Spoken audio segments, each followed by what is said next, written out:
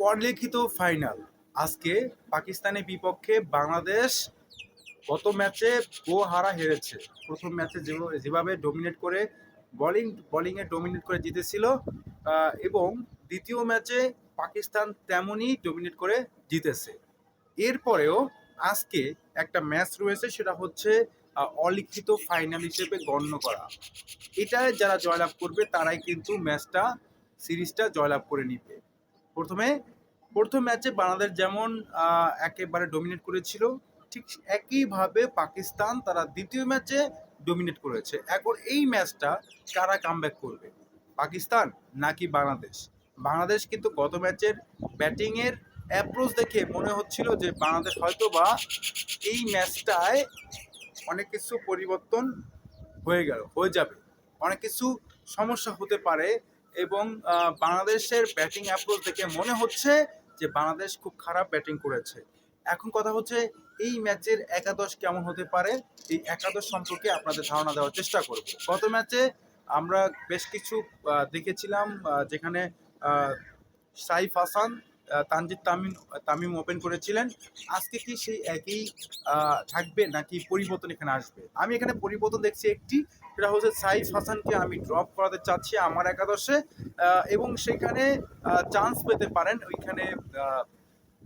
Chance পেতে পারেন সৌম্য সরকার।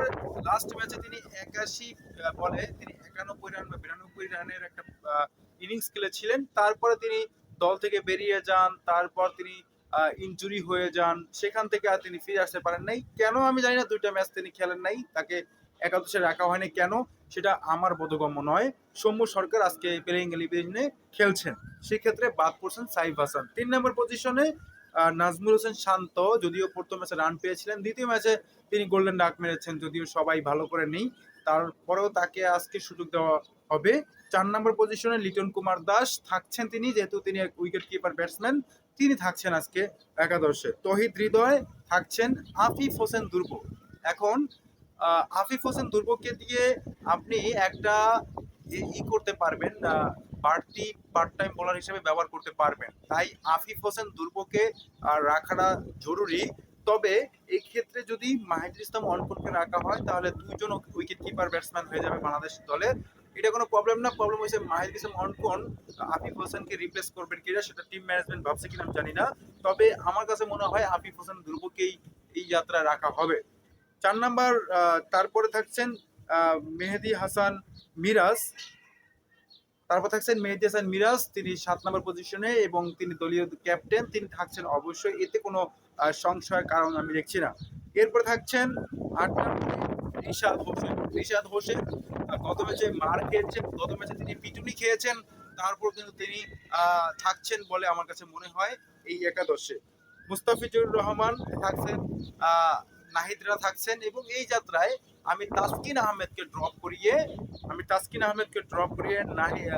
শরীফুল ইসলামকে একাদশে সুযোগ দিতে চাই। এবং তাসকিন আহমেদের যে বলগুলো গত ম্যাচে মারগুলো খেয়েছেন, তিনটা উইকেট নিয়েছিলেন, তিনি যে মারগুলো খেয়েছেন, সেই যাত্রায় তাসকিন আহমেদের পরিবর্তে শরীফুল ইসলামকে আমার কাছে মনে হয় খুবই গুরুত্বপূর্ণ রোল পালন করতে পারে। এরপরে থাকছেন নাহিদ রানা। এবং আমার একাদশে আজকে আমি দুইটা পরিবর্তন দেখছি, সেটা হচ্ছে সাইফ হাসানের পরিবর্তে সৌম্য সরকার এবং রিশাদ হোসেনের পরিবর্তে তানভীর ইসলামকে আজকে সুযোগ দেওয়া যেতে পারে। রিশাদ হোসেন কিন্তু ওরকম ভাবে বলটা গ্রিপ করতে পারছিলেন না, তানভীর ইসলামকে মনে হচ্ছে আমার কাছে এরকম একটা হতে পারে। তাহলে আমি একাদশটা আবার যদি বলে দিই তাহলে হচ্ছে প্লেইং ইলেভেনটা এমন হওয়া উচিত: তানজিদ তামিমের সাথে সৌম্য সরকার, 3 নম্বরে নাজমুল হোসেন শান্ত, 4 নম্বরে লিটন কুমার দাস, 5 নম্বরে থাকছেন এখানে তাহিদ হৃদয়, 6 নম্বরে আফিফ হোসেন, 7 নম্বরে হচ্ছে মেহেদী হাসান মিরাজ, 8 নম্বরে তানভীর ইসলাম, 9 নম্বরে মুস্তাফিজুর রহমান, 10 নম্বরে শরীফুল ইসলাম এবং 11 নম্বরে নাহিদ রানা।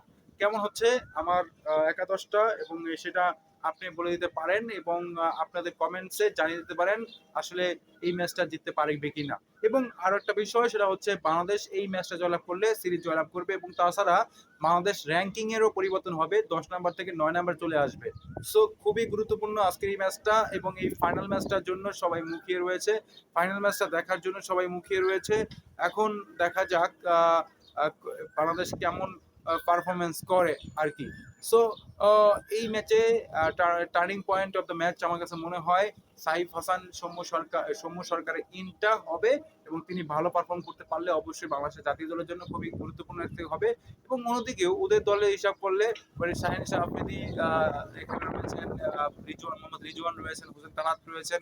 তালাত যেহেতু অসুস্থ হয়ে পড়েছেন, হোসেন তালাত গত ম্যাচে তিনি ইনজুর্ড হয়ে হাসপাতালে ভর্তি হয়েছিলেন, সেই জায়গাতে তালাতের পরিবর্তনে হয়তো বা কাউকে আসতে পারে।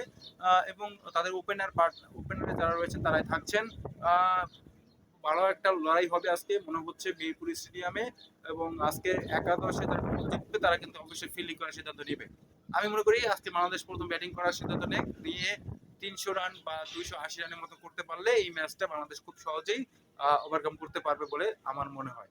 ধন্যবাদ সবাইকে, কমেন্টে জানিয়ে দেবেন আপনার মতামত এবং আপনার মন্তব্যের কথা। খেলা দেখার আমন্ত্রণ জানিয়ে বিদায় নিচ্ছি। সবাই ভালো থাকবেন, সুস্থ থাকবেন। আল্লাহ হাফেজ।